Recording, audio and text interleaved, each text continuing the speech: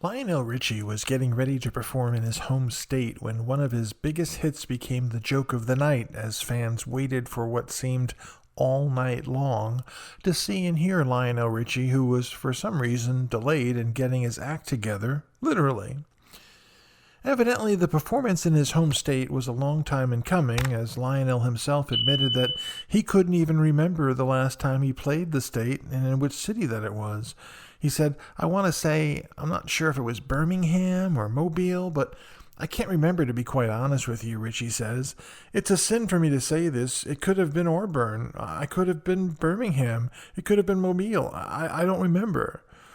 Lionel, who is now age 73 and is a native of Tuskegee and a global music star, laughs at the gaps in his memory. Evidently it happens more than just a little bit, and he can sometimes feel like people are torturing him when he simply just can't remember. So it was the end of the World Games closing ceremony, and the fans were waiting for Lionel Richie to come out and close the event. In fact, many of the participants at the closing ceremony specifically came out to see Lionel perform. I mean, he is the home state hero and launched his career there with the Commodores in Tuskegee in 1968. As time continued to tick and to tock, it was now 11 p.m. and the crowd was starting to get a little annoyed. Some boos were heard as another round of video highlights from the World Games played on the big screen.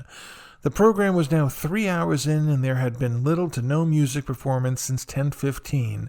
Pretty much 45 minutes of awkward crowd noise. And then it happened at 11 o'clock.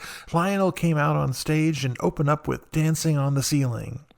He did speak to the crowd.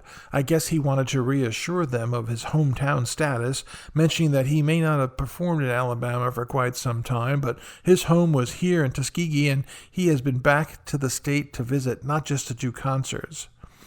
After that, he performed "You Are." He then congratulated the World Games athletes, stating, "I celebrate each and every one of you on a job well done." For his final song, he launched into "All Night Long," which also served as an apt description of the World Games closing ceremony. He finished up at 11:13, so a big 3 songs in a 15-minute performance. I wonder how much he got paid for that 15 minutes. He then said goodnight to everyone, waving to the crowd. He stated, "Great to be home, Alabama." Fireworks erupted, and the people headed for the exits, hoping that the shuttles were still running so they could get back to their cars and go home.